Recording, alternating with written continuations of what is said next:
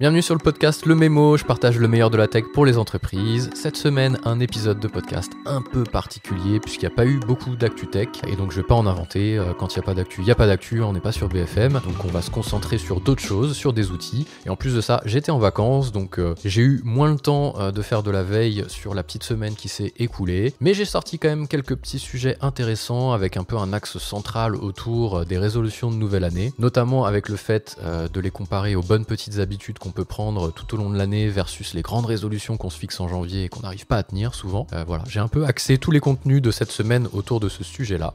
Et donc il y a eu pas mal de choses au programme. Donc cette semaine, sur ce podcast, on va parler, je reprends un peu mes petites notes, donc les meilleurs outils pour suivre ces bonnes habitudes et pas ces bonnes résolutions. On verra la différence un petit peu en préambule. On fera le point aussi sur les 5 meilleurs outils de l'année 2023. J'ai fait un petit classement des 5 meilleurs outils. Donc c'est un classement subjectif bien entendu, hein. J'ai pas été comparer tous les logiciels de 2023 qui ont été utilisés et qui sont sortis. C'est un peu mon classement des logiciels que j'utilise le plus et donc des 5 meilleurs outils de l'année. Et je vous parlerai aussi un petit peu des coulisses, du mémo, de l'axe éditorial, un petit peu de l'année à venir, et voilà, et des petites choses qui seront rajoutées en plus, hein, par rapport au format d'habitude où je lis un texte un petit peu aseptisé. J'avais envie de redonner un petit peu de la vie et de l'humain dans ce podcast. Donc je sais pas si la semaine prochaine je reprendrai le format où je lis les actus en un condensé de 5 à 7 minutes, ou si je continuerai sur la lancée d'un podcast peut-être un peu plus long, certainement moins préparé, en essayant de délivrer quand même pas mal de valeur autour de la tech pour les entreprises et du business et tout ce dont j'ai envie de parler au quotidien. Je verrai, je sais pas. Si vous avez des avis, n'hésitez pas à me le dire en commentaire. Si vous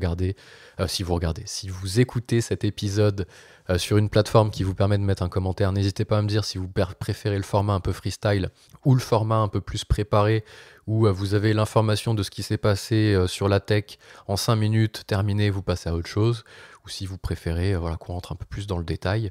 Si vous regardez, faut que j'arrête, si vous regardez, je fais tellement de vidéos toute la semaine que j'ai vraiment un tic de langage. Si vous regardez, je fais que des vidéos. Je dois en faire 3-4, voire plus parfois dans la semaine, donc c'est vraiment une déformation. Si vous écoutez ça sur la newsletter Le Mémo, y a un espace commentaire tout en bas, hein. D'ailleurs, abonnez-vous si vous n'êtes pas déjà abonné, il y a pas mal de contenu qui sort. Donc je le disais, le programme, c'est beaucoup autour des grandes résolutions. Et en fait, je me suis pas mal documenté, même si ça fait plusieurs années que je m'en fixe plus parce que je trouve ça complètement inefficace. J'ai un petit peu essayé de me documenter sur cette notion de grande résolution. Et je trouve que c'est un petit peu se mentir à soi-même de se fixer des grandes résolutions parce que bien souvent, il y a un écart, je trouve, entre l'état dans lequel on se trouve avant d'attaquer le début du mois de janvier et les ambitions qu'on a pour soi-même. Je m'explique, la plus grande résolution qu'on tient, c'est souvent de reprendre le sport.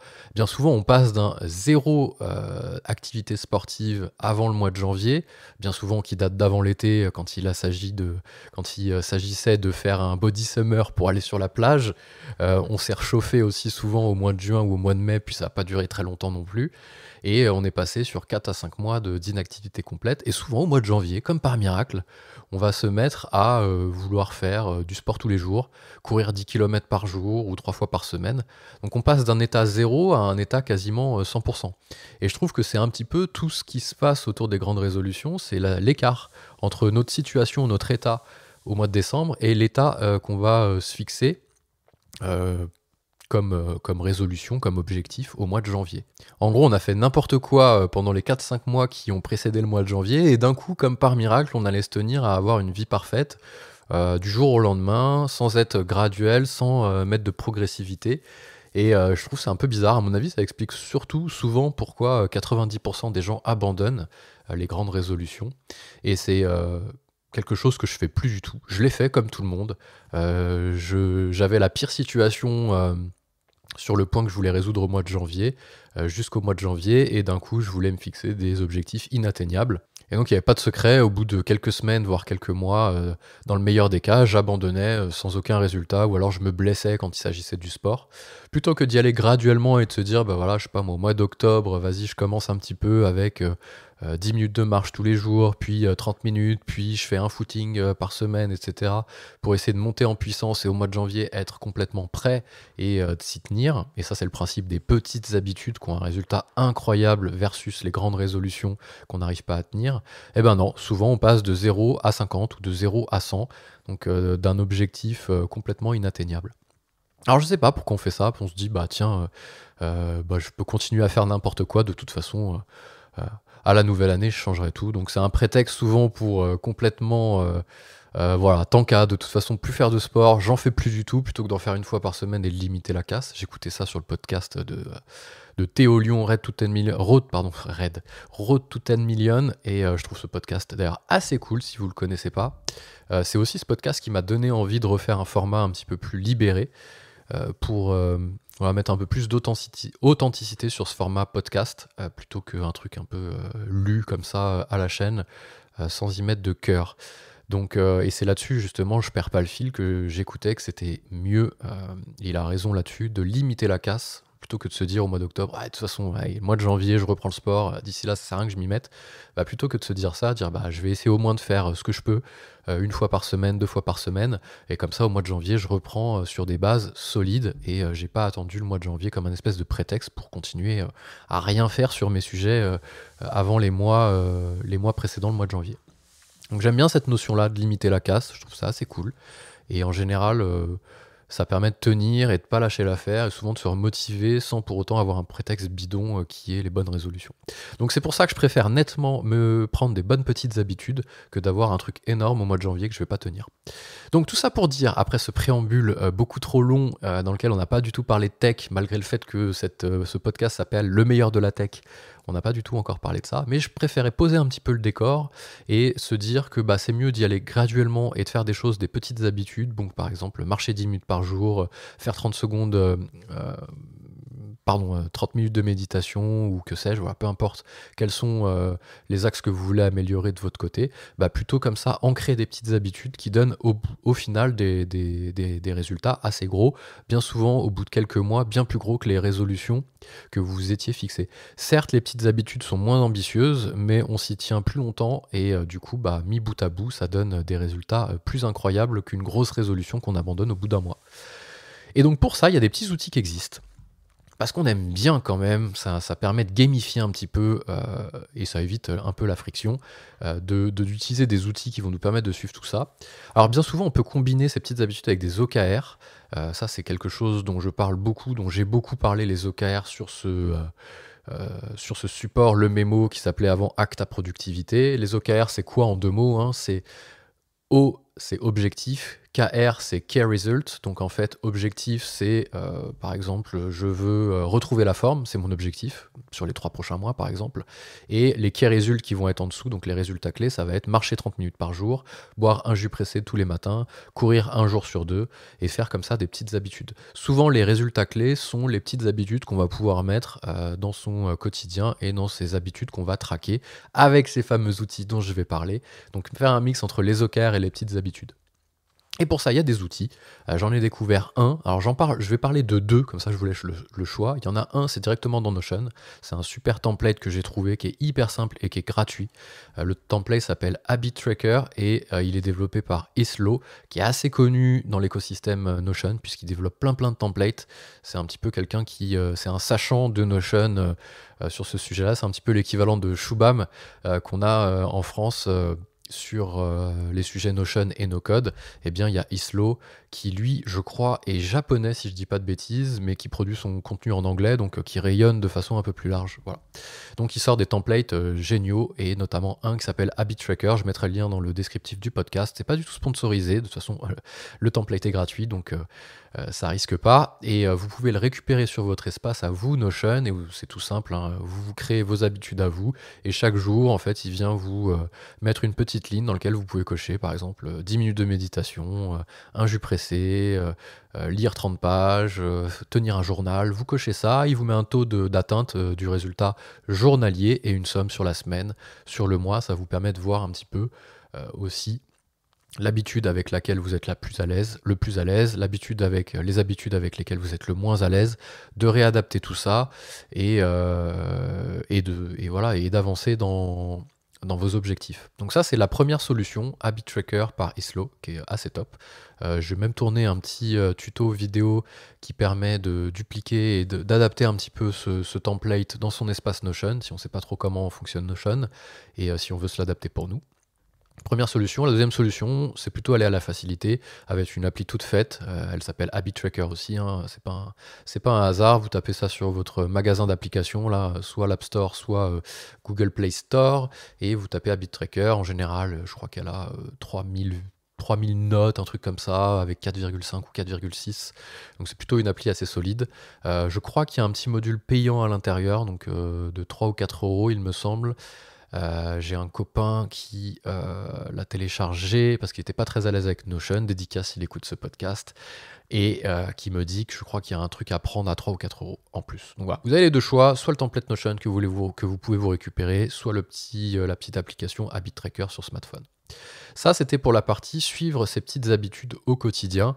Et vous verrez, on a quand même plus facilement tendance à réussir à tenir ses habitudes que ses grandes résolutions en général. Donc abandonnez si vous étiez fixé des grands trucs, là, ouais, j'ai pas fait de sport depuis 2 ans, faut vraiment que je m'y remette, vas-y, faut que je cours 1 heure par jour. Bon, bah là, clairement, vous allez vous baisser au bout de 3 jours, voire même moins. Essayez plutôt de dire je vais faire 10 minutes de marche. Quand j'aurai récupéré un petit peu cette habitude-là, j'en rajoute une nouvelle, faire des trucs au trimestre, un peu moins ambitieux. Et on en reparle dans 6 mois. À mon avis, vous aurez plus de faculté à tenir les petites habitudes que les grandes résolutions. Deuxième sujet. Il s'agit des 5 meilleurs outils 2023. Je me suis amusé à faire une petite rétrospective des outils que j'ai le plus utilisés sur l'année écoulée et qui sont du coup, par la force des choses, les meilleurs outils pour moi. Alors, ça, c'est pas toujours le cas. C'est pas parce qu'on utilise des outils le plus souvent que ce sont forcément les meilleurs outils. Parfois, dans une entreprise, on nous impose un outil, mais franchement, on le trouve complètement nul. Et à l'inverse, on préférait utiliser un autre ou on préférait carrément s'en passer.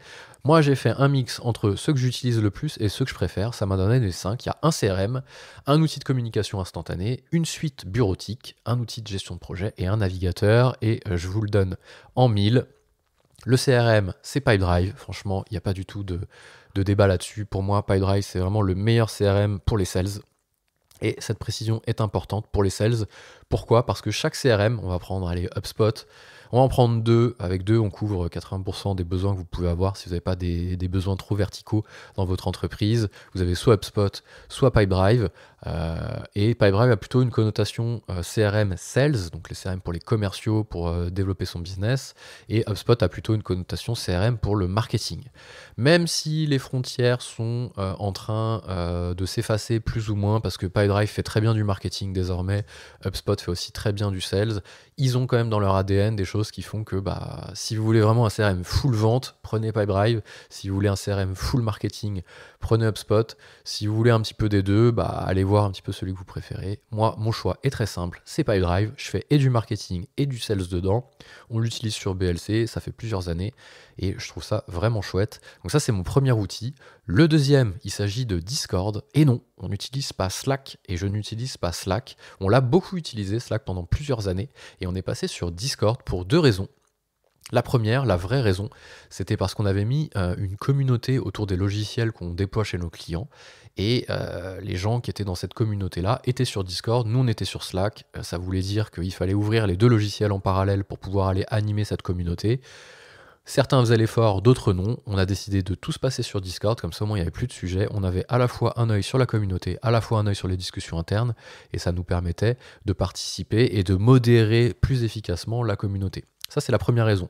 La deuxième raison qu'on a trouvée, on l'a trouvée après coup, c'est le fait d'avoir des salons vocaux. Alors ça peut paraître bizarre quand on est utilisateur de Slack, on va se dire non mais dans Slack on peut aussi faire des visios, on peut aussi faire des appels vocaux. Eh bien c'est pas pareil en fait. Pourquoi c'est pas pareil ? Parce que dans Discord vous créez des salons. Alors ça va être difficile de l'expliquer en audio, mais j'ai fait une vidéo là-dessus, pourquoi Discord plus que Slack. Je vous invite à aller la voir sur la chaîne YouTube, ça vous intéresse. Mais je vais essayer de l'expliquer quand même. C'est qu'en fait dans Discord vous avez des salons vocaux. Les salons vocaux en fait c'est quoi ? C'est que en un coup d'œil, lorsque vous êtes connecté à votre outil de messagerie instantanée, vous voyez s'il y a des gens qui discutent entre eux. En un coup d'œil, vous n'avez pas besoin de voir si quelqu'un a lancé un appel vocal dans un salon, donc d'aller dans le salon pour voir l'appel vocal ou d'avoir été invité avant à une réunion. Non, là, c'est un petit peu comme si vous étiez dans un bureau physique, que vous vous baladiez dans les couloirs et qu'il y avait une salle de réunion avec des portes vitrées ou des murs vitrés et vous voyez à travers ces murs que quelqu'un, deux, trois personnes de votre équipe étaient en train de boire un café. Eh bien là, c'est pareil, les salons vocaux dans Discord. En un coup d'œil, lorsque vous vous connectez le matin, vous voyez s'il y a des gens qui ont des petits small talk. Donc c'est parfait pour les teams asynchrones qui sont en remote ou en hybride et qui ne sont pas toujours physiquement présents avec leurs collègues. En un coup d'œil, vous voyez s'il y a des gens qui discutent, vous pouvez vous joindre à eux. En rejoignant le salon, en cliquant simplement dessus, vous êtes connecté, là vous pouvez discuter. Bien sûr, on peut mettre des titres à l'intérieur des salons vocaux, si c'est une réunion, vous pouvez créer plusieurs salons vocaux avec des salles de réunion très formelles et vous rejoignez pas comme ça les réunions sans être invité, et des salons plus small talk, donc je sais pas, la machine à café, le balto, nous on appelait ça le balto, et on sait que quand des gens sont sur le balto, n'importe qui peut rejoindre le vocal pour pouvoir discuter. Et je trouve ça hyper différenciant quand on est en remote ou en hybride d'avoir cette fonctionnalité-là. Franchement, elle fait toute la différence. Le troisième outil, c'est une suite bureautique. Il s'agit de Google Workspace. Comment ne pas parler de Google Workspace dans mon top 5 des meilleurs outils de l'année, parce que ça doit être l'outil sur lequel je suis le plus souvent sur la journée. Que ce soit sur BLC, sur mon projet Le Mémo sur lequel vous écoutez ce podcast, j'utilise la suite Google. C'est vraiment, je crois, le premier outil que j'ai pris il y a 10 ans quand on a créé BLC. J'ai pris tout de suite Google Workspace. Je voulais pas d'un truc avec un serveur. Alors à l'époque, c'était des trucs qu'on pouvait installer en local. Bref, franchement, Google Workspace, c'est un no-brainer. Ça vous enlève une charge mentale. Tout fonctionne sur le cloud. Alors certains diront oui, mais s'il n'y a plus accès à Internet, etc. Pas de problème, c'est un risque que je prends avec voilà, toute connaissance de cause. Donc vous avez tout, les mails, l'agenda, les documents sur Google Doc, les feuilles de calcul Google Sheet, l'outil de visio Google Meet qui est franchement, pour les avoir tous testés, un bonheur absolu. C'est ce que j'utilise le plus souvent, et en plus de ça, dans Google Meet, au cours de l'année ou au début d'année, ou voire même l'année dernière, je sais plus, j'ai découvert TLDV, qui est un petit plugin qu'on rajoute à Google Meet. Il enregistre, c'est un outil IA qui enregistre la visio, qui fait un compte rendu de tout ce qu'on s'est dit synthétique, qui met des bullet points avec les prochaines actions qu'on s'est fixées. Tout le monde peut le consulter, c'est traduit dans plusieurs langues. Franchement, j'aurais pu le rajouter dans mon top 5 tellement c'est un outil incroyable, TLDV, et il est compatible avec Google Meet et avec Zoom, je crois aussi, mais franchement Zoom je l'utilise pas. Dès qu'il y a une réunion sur Zoom, ça me saoule. Pareil pour Teams, dès qu'il faut faire une réunion sur Teams, ça me saoule. Je fais l'effort parce que c'est des clients souvent, donc il faut plutôt s'adapter aux clients plutôt que ce soit les clients qui s'adaptent à vous. Donc je fais l'effort d'aller sur Teams. Sur Mac, c'est d'une lenteur absolue. Bref, franchement, pour avoir testé et Office 365 et la suite Google Workspace, il n'y a pas photo. Voilà, tout simplement. Alors, souvent, dans les entreprises françaises traditionnelles, on croise du Office 365 parce que c'est des gens qui viennent d'Exchange, qui viennent d'un domaine Windows, donc c'est plutôt, on hérite plutôt de cet état d'esprit plutôt que par choix. Et quand on a le choix, franchement, si vous partez de zéro, prenez Google Workspace, mais sans hésiter une seule seconde, c'est le jour et la nuit. Ça, c'est le troisième outil, la suite bureautique. Le quatrième outil, un outil de gestion de projet. Bon, je prends pas trop de risques dans ce classement, je m'en rends compte en même temps que je le fais. Il s'agit de Notion. Notion, forcément. Tout ce qu'on ne peut pas faire ailleurs, on le fait sur Notion, ou tout ce qu'on veut faire sur Notion, on le fait sur Notion de toute façon. Notion, je ne l'utilise pas pour mon outil de to-do ou mon outil de prise de notes du quotidien. Je trouve ça surdimensionné ou overkill. En fait, parce que à chaque fois qu'on va vouloir prendre une note, il va falloir qu'on se souvienne dans quel contexte il faut le mettre. En fait, ça va rajouter de la friction, le fait d'aller saisir des notes à la volée ou même d'avoir sa to-do dans Notion, parce que c'est beaucoup moins pratique et beaucoup moins intégré que les petites applis que vous allez pouvoir avoir directement sur votre smartphone. Personnellement, j'ai un iPhone. Je suis plutôt dans l'écosystème Apple, donc j'utilise Apple Notes, j'utilise Apple Rappel et Apple Calendrier. Ça, c'est vraiment pour mon quotidien. Et par contre, dans Notion, j'ai tous mes gros systèmes, entre guillemets, donc mon calendrier éditorial, mon outil de tracker, justement, des petites habitudes. Je vais avoir les choses que je peux épingler tout au long de la semaine que je veux évoquer dans le podcast Le Mémo. Voilà, c'est vraiment pour les choses souvent qui nécessitent un ordinateur, qu'on peut moins faire avec son smartphone, alors que moi, la to-do, j'ai vraiment envie de l'avoir à portée de main sur mon téléphone, plutôt que de devoir le faire sur Notion. Par contre, Notion, c'est un indispensable pour moi pour tout le reste, tout de suite projet, un petit CRM si vous n'êtes pas encore mature pour passer sur Pipedrive, un outil de base de données interne avec toutes les procédures de votre entreprise, voilà, sans hésiter, Notion. Nous, on est parti sur Slide, malheureusement chez BLC, un peu sans trop réfléchir et je regrette maintenant. C'est un peu dur à changer parce que quand on est 20, on peut plus changer du jour au lendemain d'outils, il faut expliquer à tout le monde, etc. Donc nous, on y a mis toute la base de connaissances sur Slide, mais Slide ne fait que la partie base de connaissances. Notion fait tout le reste. On pourrait gérer son suivi Calliope dedans, on pourrait gérer un portail RH. Il y a quelques mois, je me suis chauffé à faire un portail RH en no-code sur Notion. Ça fonctionne, quoi. Voilà. Donc c'est pas juste un outil de base de connaissances, c'est pas un outil, un usage. Notion, c'est un outil, 50 usages, quoi. Et je trouve ça vraiment cool. Le dernier outil, c'est le navigateur. Impossible pour moi de faire un classement du top 5 sans parler de Arc Browser. Ça a été une sacrée découverte. Je crois que je l'ai découvert toute fin 2022 et j'ai fait une vidéo en 2020, tout début 2023. En fait, c'est un peu dur à décrire. C'est vraiment un navigateur qui apporte des choses nouvelles. Et parfois, on peut se dire au bout de plusieurs mois d'utilisation, oh, mais finalement, il apporte pas grand-chose de plus. Quand je fais le bilan, j'utilise tout le temps la même chose. Et on se rend compte de sa puissance ou de ses éléments différenciants quand on veut repasser sur un autre outil. Et je trouve que c'est vraiment flagrant. Si on s'est un petit peu habitué à Arc au bout de plusieurs mois, parfois il faut un peu faire l'effort, je trouve, de changer parce que si on est sur Chrome depuis toujours ou sur Brave ou sur que sais-je, ça nécessite un petit changement au début. Il faut passer outre ces quelques jours un petit peu où on va être un peu perdu, comme dans tous les outils qu'on veut changer. Et en général, ça vient assez vite. Au bout de quelques jours, quelques semaines, on se dit non, mais là, en fait, si je repasse sur un autre outil, c'est mort, je peux plus travailler. Et le changement est assez brutal. Donc on prend toute la valeur de Arc Browser quand on essaie de repasser sur un autre logiciel, je trouve. Donc voilà mes 5 outils: Pipedrive, Discord, Google Workspace, Notion et Arc Browser. Je le disais, je prends pas trop de risques en faisant ce top 5. Mais bon, je vais pas inventer des outils farfelus, alors que c'est vraiment pour moi mes outils cœur. Il n'y a pas de chat GPT dedans parce que je l'utilise pas tant que ça en vrai. Je trouve que la vraie force de l'IA, et ça va se confirmer certainement en 2024, c'est que ça va être plutôt les outils traditionnels qu'on utilise au quotidien, donc par exemple les 5 que je viens de citer, qui vont intégrer une API, des fonctionnalités autour de l'intelligence artificielle, mais c'est pas ChatGPT en lui-même. Je l'utilise de temps en temps, ce serait mentir de dire que je ne l'utilise pas, mais par exemple TLDV pour moi qui onboard des fonctionnalités IA à l'intérieur, c'est une API avec OpenAI, je crois, et 10 fois plus puissant pour moi que ChatGPT, quoi. Et demain, ce sera ça, c'est-à-dire qu'on va avoir de l'intelligence artificielle dans Pipedrive, on en aura dans Google Workspace, c'est déjà le cas. On en aura aussi dans Discord. Il y a moins d'usage dans Discord, mais pourquoi pas. On en aura aussi dans Notion, il y en a déjà. Et on en aura aussi dans Arc Browser, il y en a déjà. En fait, voilà, c'est ça. J'utilise l'intelligence artificielle au quotidien par le biais des outils que j'utilise le plus aussi au quotidien. C'est un peu ça la synthèse finalement. Voilà pour mes 5 outils. N'hésitez pas à mettre en commentaire votre sélection à vous, ça m'intéresse vachement, ça se trouve il y a des choses qu'on peut se faire découvrir.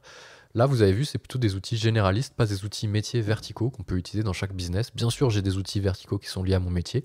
Là, j'ai plutôt essayé de rester sur une sélection plutôt généraliste, globale de tout ce qu'on pourrait utiliser partout dans toutes les boîtes. Ensuite, je voudrais, avant de terminer cet épisode du podcast, j'ai vraiment pris beaucoup plus de plaisir à le faire celui-ci qu'à faire ceux des semaines passées avec les actus où je lisais un texte. D'ailleurs, je lisais pas un texte parce que j'étais en vidéo, donc j'essayais d'improviser parce que j'avais pas de prompteur, c'était l'enfer. Fallait qu'à la fois je regarde la caméra tout en essayant de faire des phrases, donc je coupais toutes les 30 secondes, c'était vraiment l'enfer. J'ai pris vachement plus de plaisir à le faire sur ce format-là, donc à mon avis, ce sera plutôt comme ça. Je fais un petit sauf si vous me dites ah non c'est pourri, là on en a marre de t'entendre parler, là reviens au truc synthétique, là ça fait déjà 30 minutes que tu parles, non remets-moi mon condensé en 5 minutes, je préfère nettement. Voilà, à part si vous me dites ça, je pense que je continuerai sur ce format un peu plus libre et il n'y aura pas de vidéo sur YouTube pour les actus de la semaine, ce sera une newsletter, un épisode de podcast et basta. Tout ça pour vous dire que ça fait 6 semaines que j'ai rajouté une petite newsletter au Memo. Alors Memo, si vous ne savez pas, c'est un média que je développe depuis plusieurs mois où j'essaie de partager le meilleur de la tech pour les entreprises. Donc ça va être des outils, ça va être des actus, des tutos, comment choisir ses logiciels, etc. Des sélections comme les 5 meilleurs outils de l'année, voilà, ce genre de choses. Toutes les semaines, plusieurs supports, donc sur YouTube, sur Discord, parce que j'ai aussi un serveur Discord, ce podcast, une newsletter, je le disais, etc., etc. Et donc j'ai rajouté un petit truc supplémentaire à partir du moment où j'ai assumé le fait que c'était un side business, un side project que j'avais en plus de BLC, mon entreprise que j'ai cofondée il y a maintenant 10 ans, en 2014, j'ai accepté que c'était un side business assumé. Et donc, à partir de ce moment-là, j'ai commencé à documenter un petit peu les coulisses, le fameux build-in public que tout le monde essaye de faire. Je l'ai fait aussi. et je partage un petit peu plutôt mes réflexions, mes apprentissages, mes doutes, mes succès, mes échecs à travers ce projet-là entrepreneurial, mais aussi le projet de BLC. C'est un petit peu un journal de bord. Donc je voulais aussi vous en parler si ça vous intéresse d'aller vous abonner. Je l'envoie le dimanche soir parce que je l'écris le dimanche soir. En général, ça part direct après que je l'ai écrit. Comme ça, on garde aussi cette instantanéité que j'aime beaucoup dans le partage. Donc n'hésitez pas à aller faire un tour, je vais mettre le lien aussi dans le descriptif du podcast. Il faut s'abonner en fait à la newsletter Le Mémo et grâce à ça, vous serez aussi dans les destinataires des coulisses. Vous pourrez enlever les coulisses, vous pouvez enlever le mémo pour garder que les coulisses, vous pouvez choisir. Hein. J'écris la newsletter sur Substack, donc si vous connaissez aussi un petit peu, ça fait déjà 2 ans que je suis dessus. Ça commence un peu à émerger là en France et je trouve ça cool parce que j'ai fait plein de tutos dessus et c'est vraiment un super outil, on y trouve du contenu incroyable. Je suis hyper content d'avoir choisi ce support pour lancer la newsletter il y a plus de 2 ans et voilà. J'espère que cet épisode vous a plu, un petit peu différent des semaines passées si vous avez l'habitude de l'écouter. Dites-moi en commentaire ce que vous préférez, soit quelque chose de plus aseptisé mais plus efficace, soit de quelque chose d'un peu plus freestyle, là comme je viens de faire cette semaine, où je reprendrai les actus, hein, bien entendu la semaine prochaine, hein, je vais pas éluder complètement les actus, je les reprendrai juste là, j'en ai pas trouvé, et j'en parlerai mais comme ça un peu plus longuement, sans avoir préparé forcément, comme un espèce de débat que j'ai avec moi-même, et pourquoi pas des invités qui pourraient venir prendre part à ce format. Je vous souhaite une belle semaine, bien entendu je ne l'ai pas fait en préambule, mais je tenais à le faire aussi. Vous souhaitez une très belle année, fixez-vous plein de bonnes petites habitudes que vous allez tenir tout au long de l'année, plutôt que des grandes résolutions. Utilisez ou non les outils qu'on a évoqués ensemble pour les suivre. Le principal c'est que vous y teniez, faut pas non plus se cacher derrière la tech et derrière les joujoux tech pour se tenir. Ça rajoute un petit peu de gamification, donc ça rajoute des choses qui nous donnent envie de nous y tenir, comme une montre connectée quand on fait du sport, comme plein de choses. Voilà, on est des geeks aussi quand il s'agit de notre développement personnel. C'est comme ça nous permet parfois de tenir un peu plus longtemps, mais ne faites pas reposer tous vos espoirs sur le template Notion ou sur l'application que vous pourriez utiliser. Le tout c'est d'avoir de la motivation et de s'y tenir tous les jours. En général, on a du mal à se défaire de ses habitudes, alors autant qu'elles soient bonnes. À la semaine prochaine.